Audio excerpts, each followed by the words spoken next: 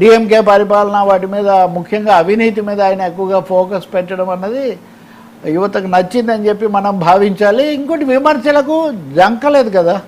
ఇప్పుడు త్రిష అనేది కథ, కుటుంబం అని కథ.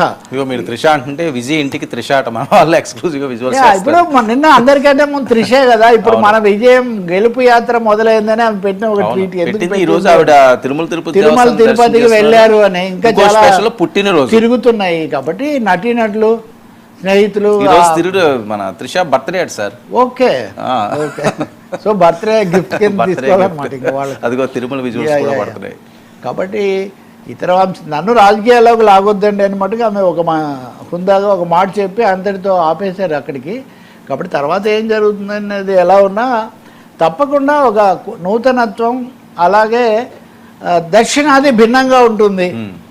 ఇప్పుడు ఎన్డీఏ నేరేటివ్లో దక్షిణాది ఫిట్ కాదు అనే ఒక ఇది కూడా ఇక్కడ ఆ ప్రత్యేకత అయితే నిలబెట్టుకోవడం మనకు కనిపిస్తుంది. తర్వాత ఏం జరుగుతుంది తెలియదు సార్.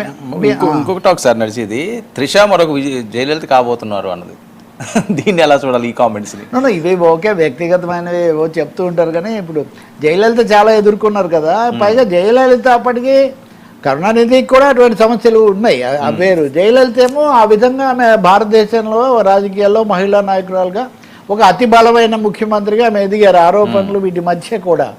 కాబట్టి తప్పకుండా త్రిష తన పాత్ర నిర్వహిస్తే వాళ్ళు చేయొచ్చు, దానికి ఏముంది.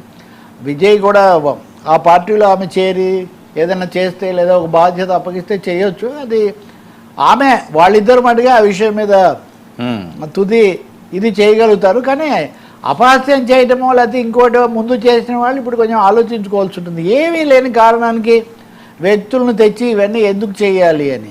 ఇంకొకటి ఏదో ఒక విధంగా కేసుల్లో చిక్కించి తిప్పుకోవచ్చు, ఒత్తిడి చేయొచ్చు అన్నదానికి కూడా అతను నిలబడలేదు. కాబట్టి నిలబడిన వాళ్ళను ప్రజలు ఆదరిస్తారు అన్న అంశం ఒకటి విజయ్ గెలుపులో మనకు స్పష్టంగా